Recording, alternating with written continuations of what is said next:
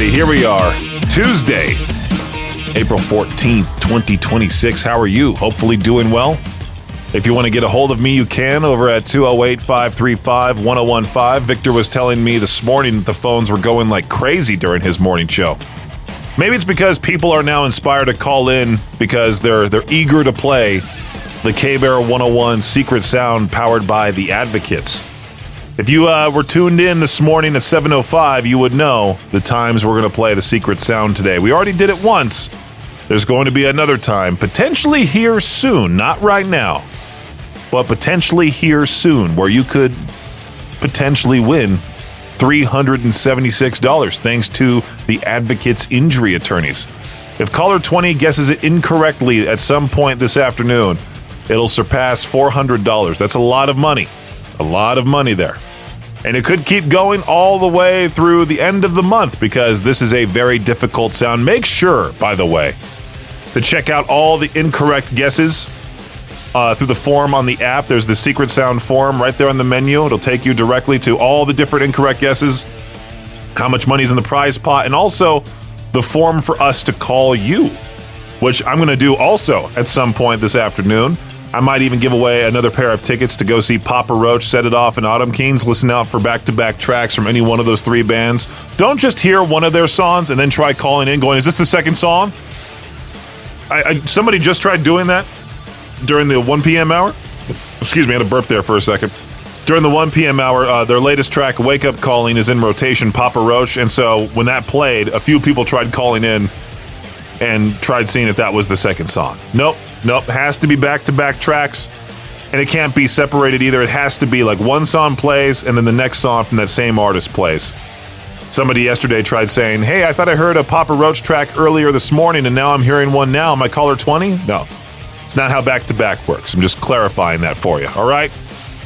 Again, this is Peach's Pit Party. If you want to get a hold of me, you can over at 208-535-1015. I'll talk about something that I posted on my Facebook last night. I'll talk about it here in just a few on K-Bear 101. So last night, I turned on my Xbox, went to my friends list, and it was quite sad.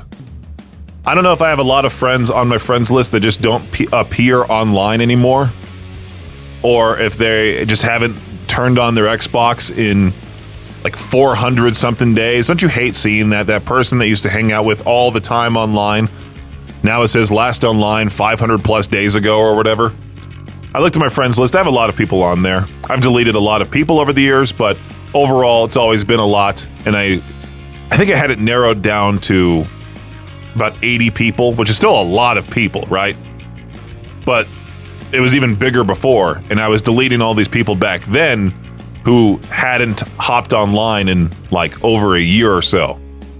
Well, I looked at my Xbox friends list, and yeah, there was only 3 people online at the time. And usually, like, no matter what day it is, in the evening, that's when everybody's off of work, they're done with school for the day, they're wanting to play some games. Back in high school, back in college, even back in 2020 when everything was shut down, gaming was incredibly popular. 2020 was the best year for gaming, in my opinion. Not for the games themselves, just because everybody was online wanting to be competitive because they were all stuck in their houses. And my friends, like, we would have Xbox parties that were like 10 people. And it was so much fun. We were playing Call of Duty free-for-all, all just hanging out virtually. You know, we were social distancing, as they were saying back then. But now it feels like everything in the console gaming world has just died. Like, nobody's really online. Everyone sold their console for a PC. Like, I have my PC, and I use it predominantly, but I know some games that if I were to try to play it on my PC wouldn't handle it all that well, but my Xbox could. But, like, it's really sad to see how everyone from your childhood is now an adult, and they have adult responsibilities. They have families. There's no room really to game anymore. I mean, I'm not gaming the way that I used to. I used to just exclusively be in my room gaming all weekend. And I would sit there and I would be like, wow, how can people just be offline for like a week straight? And now I understand completely how they can, because there are some weeks where I just don't even log on. Like, I'll go into Discord and say hi to my friends, but there will be days where I don't even just could play any games whatsoever. and then I end up finally doing so when I finally have time to do so. But those Xbox parties used to be something else. That was like a core memory for me. Those were a core memory for me. The worst part is when you would have that friend, like you would join an Xbox party, and then that one guy who's hosting it, who doesn't know you, goes, "Hey, what's the shape of Italy?" And they go, "A boot," and they would just kick you out. I remember that being a thing. What do you do to a soccer ball? You kick it, and they would kick me from the party. Anyway, let's play some Foo Fighters. Your favorite toy on K-Bear 101. I love how this is the question the radio prep gave me for today's potentially. No, I'm not going to ask this for to peach their own at all. All right. People are going to get offended by this one, but I'm going into this as a bald man. What is the most unattractive hairstyle on a man? Some of the responses, of course, the broccoli haircut that you see every teenager with. I went down to Utah not that long ago. I'm going back down to Salt Lake City this weekend. And dude, I can tell you, like, every teenager looks the same. I now understand how adults felt back when I was a teenager. I never looked like a teenager when I was a teenager. I'm being honest with you here. I was 6'6" when I was a freshman in high school. I didn't blend in. All right, I easily stood out. I was still, growing into my body, that kind of thing. I had the worst. I think I had, like, at one point I had the spiky hairstyle, but it wasn't. There wasn't any frosted tips or anything like that. It kind of looked like Guy Fieri without the hair dye. I had that at one point. I had the one where you use a lot of hair gel to stick your bangs up. There was that. I think I would have looked extremely stupid with the broccoli haircut. What on earth is the alpaca haircut? Let me look this up real fast. Alpaca haircut. Oh, it's basically the same thing as the broccoli. It's sort of the same. Okay, I understand that now. The Edgar, where it's just a bowl cut, straight down. I like how it's labeled as the Edgar. The Edgar, according to AI Overview, a popular high-contrast hairstyle for men characterized by a blunt, straight fringe hairline across the forehead with short, tapered sides and back. So it's almost like a bowl cut, but it's not the same. Perm mullet? I feel like mullets are pretty cool. All right. Going down this list here, if you're just now tuning in, what is the most unattractive hairstyle on a man? Rat tail. I had a teammate that had a rat tail for the longest time, and every girl in high school who saw him with it was like, I just want to cut it off. It's the stupidest thing on the planet. The worst one on this list here, going bald and thinking any sort of comb over will fix it. You kind of have like that Paul Heyman look. Or, no, not even the Paul. The worst is when you have the horseshoe, but you have a ponytail with it. It's like you're not willing to just let that go. Just be completely bald, Come on. Get rid of it. If it's hanging on for dear life, just get rid of it. You will feel better. If you need some motivation to do so, you can go to r/bald on Reddit and see all those dudes shaving their heads, looking that much better. The NBA playoffs get underway today with the play-in tournament to determine who gets the 7th and 8th seeds in each conference. And when the playoffs end in about 2 months from now, most NBA players expect that the Oklahoma City Thunder will repeat as champions. In the Athletics Anonymous Player Poll, 50% of players tabbed the Thunder to win, while 25% picked the San Antonio Spurs, and about 8% picked either the Boston Celtics or the Denver Nuggets. Despite playing only 43 games this year, Steph Curry officially led the NBA in jersey sales for the 2025-2026 season. He managed to fend off a surging Luka Doncic, who finished second after his first full season in Los Angeles, and the superstar rise of Victor Wembanyama, who landed at number 4. Here's a rundown of the top 10. I'll just do top 5. Steph Curry, Luka Doncic, Jalen Brunson, Victor Wembanyama, and then LeBron James, of course, at 5 right there. Some of Usain Bolt's legendary records are falling as 18-year-old Australian sprinter Goot Goot. That's his name. That's how you're supposed to say it. Goot Goot. Gout Gout. That's an awesome name. He really needs to start a podcast with Manute Bol's son, Bol Bol, and call it the Goot Goot Bol Bol.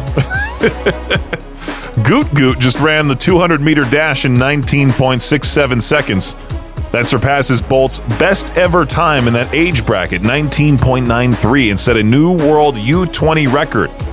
Usain Bolt still holds the overall world record of 19.19. Time will tell if Goot Goot eventually knocks Bolt out of that top spot.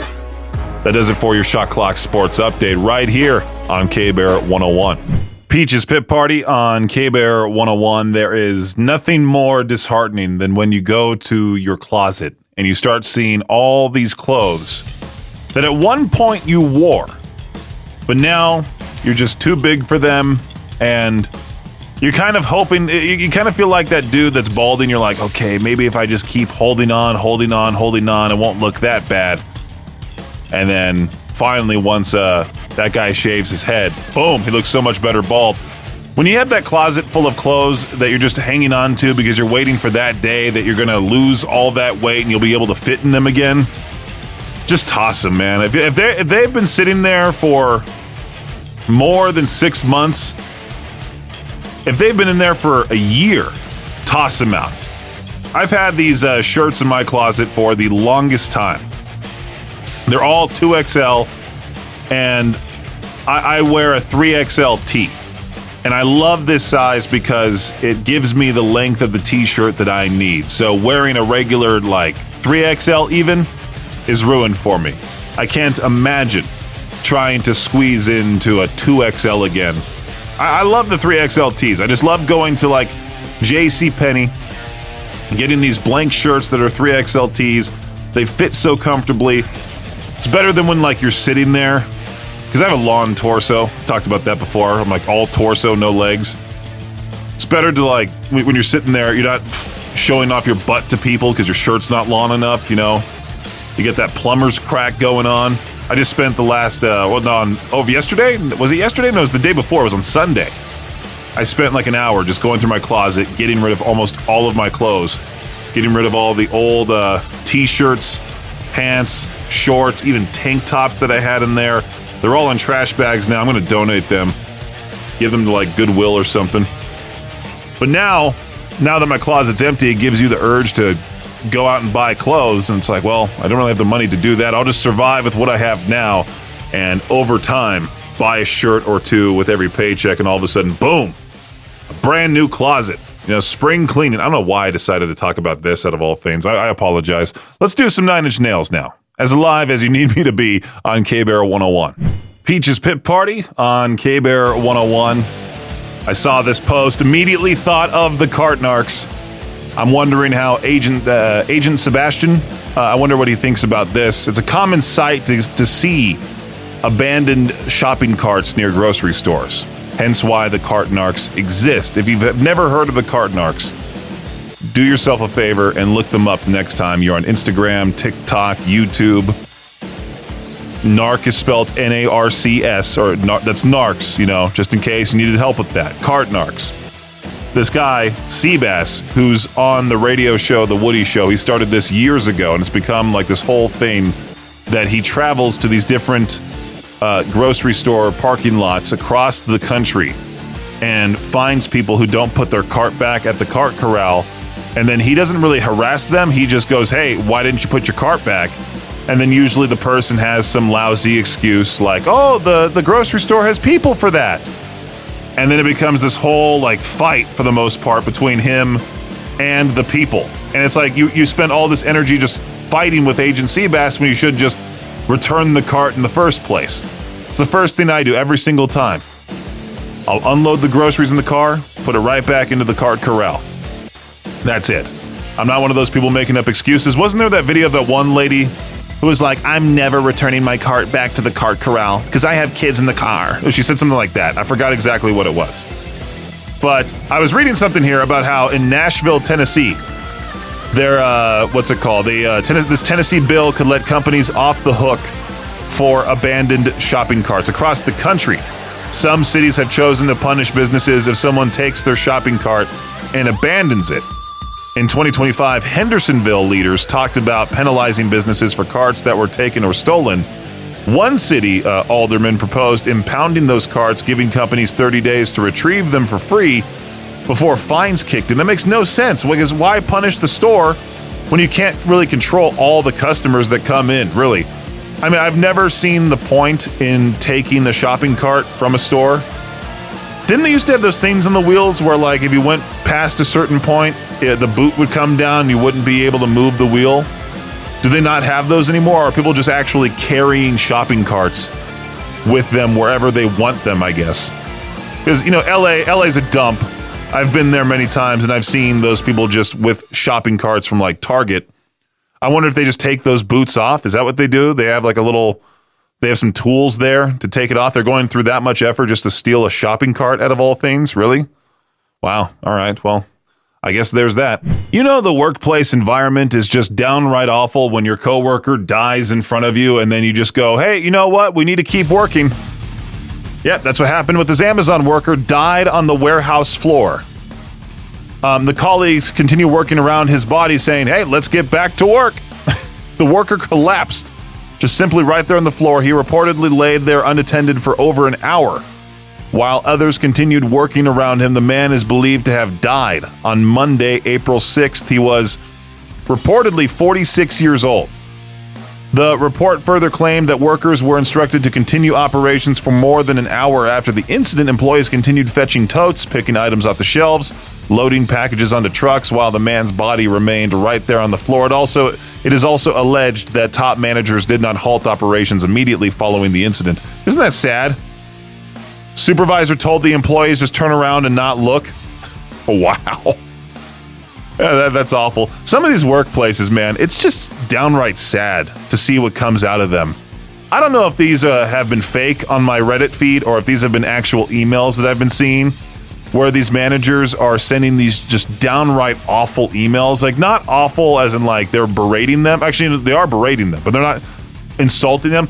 So, basically, this one email that I saw, the manager was saying, hey, I noticed that on your lunch break, you took the full hour rather than just eating your food for the first 30 minutes, and then you sat there and scrolled on your phone for the next 30.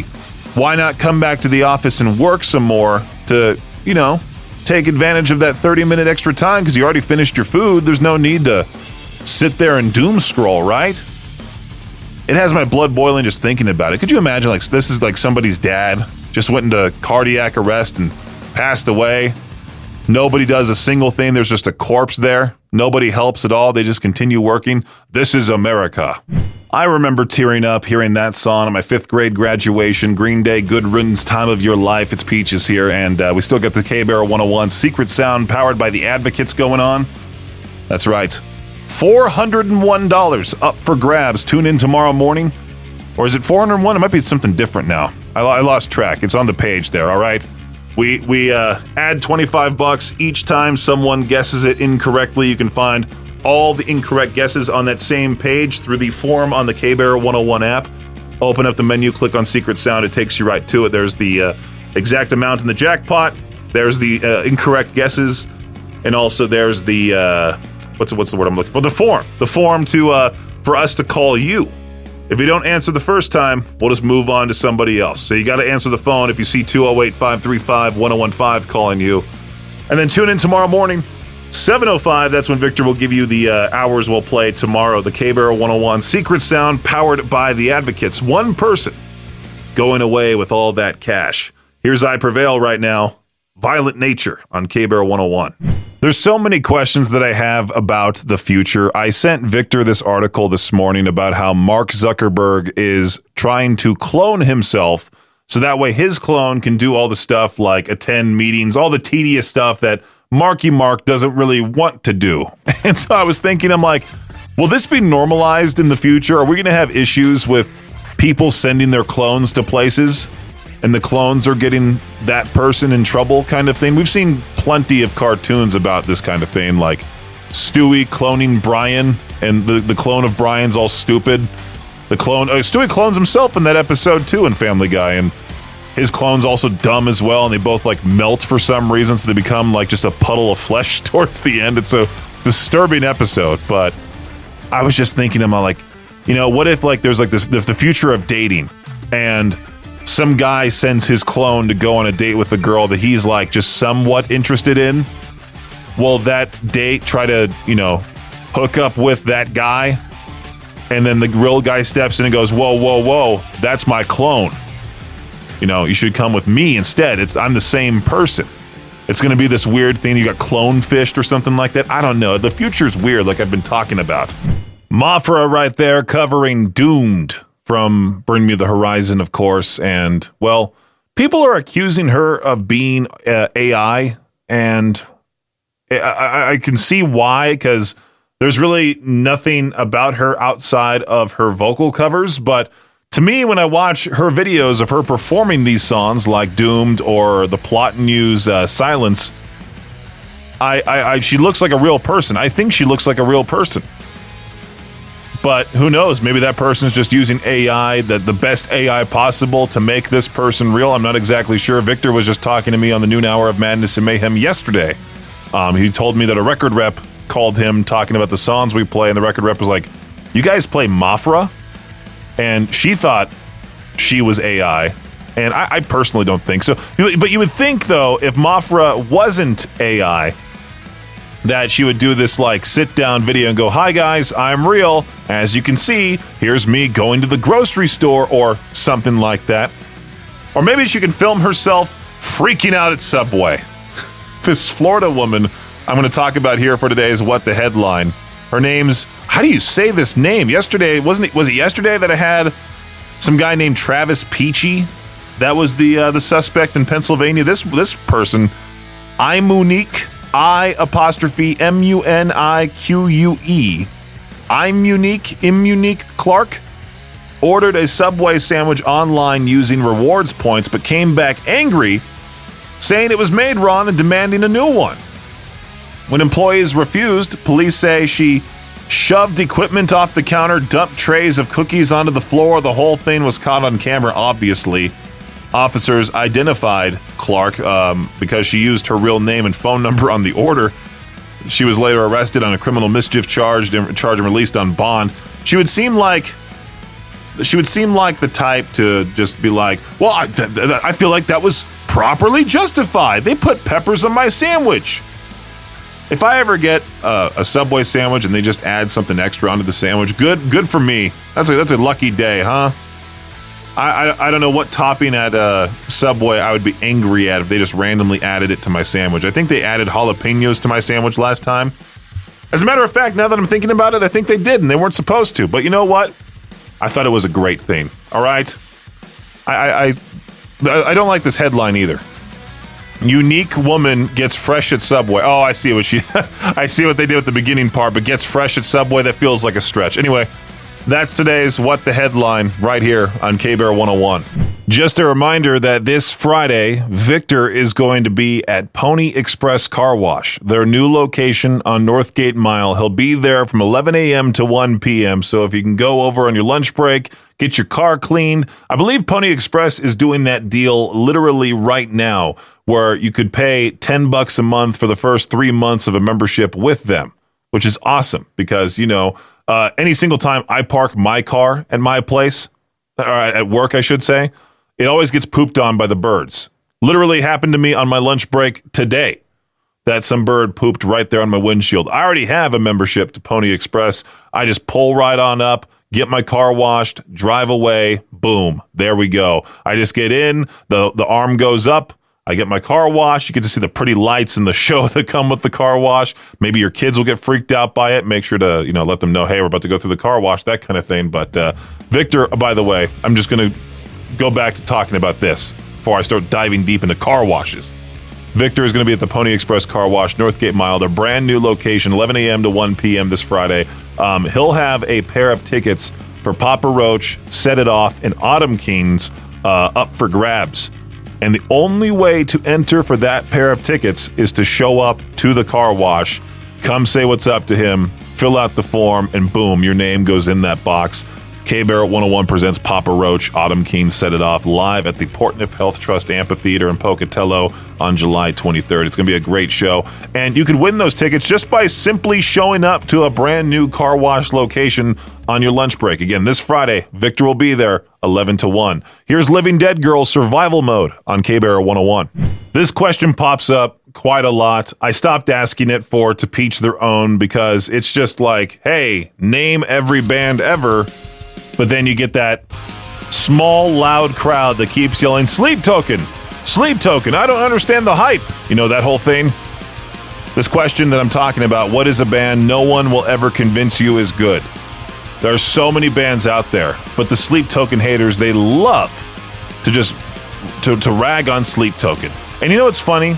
As I saw this video on TikTok, where there was somebody talking about Sleep Token or something like that, playing the heavy parts of Sleep Token tracks, and all the people that supposedly hated Sleep Token were in the comments going like, that's not Sleep Token.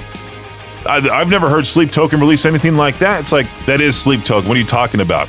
Have you not actually listened to them? There was somebody recently in a similar way that I saw on Facebook. I'm not even lying to you, all right? I'm not making this up in any way, shape, or form. This person posted on Facebook saying, I used to think In-N-Out Burger was overrated, but then I went there. You can't say something is overrated if you've never actually been there. You can't say a band sucks if you've never actually listened to their music. What's a band no one will ever convince you is good? Let's go to this Reddit thread, see what people are talking about. I did like the top answer. That country singer that played at the Kid Rock Super Bowl halftime show, the I just want to catch a fish, that guy. Lee Bryce is who they're talking about. He's coming to the area. Maybe I shouldn't talk trash about him. He might try to hunt me down, you know. I just want to hunt peaches. You know that guy? I'm scrolling so fast and looking for my faves, but I'm unscathed. I'm scrolling through myself. Pretty much on this thread, it's just like, hey, name a popular artist like Jelly Roll. Right there. Blood on the Dance Floor. Nobody likes them. Okay, that's justified. Any pop country. Oh, there's one of those people answering this question. Anything from this particular genre. Morgan Wallen sounds like an accounting firm. That's great. Kid Rock as well on this list. Where is it at? The Florida Georgia Line. It's basically just name every pop country group for this thread. Forget it. Let's just move on here. Let's end the show here soon. Thanks for listening to Peach's Pit Party, the podcast. If you enjoyed the show, please share, subscribe, and rate the podcast. Peach's Pit Party is hosted by me, Peaches, aka Brendan Peach, and is a production of Riverbend Media Group. For more information or to contact the show, visit riverbendmediagroup.com. Until next time, Peach out.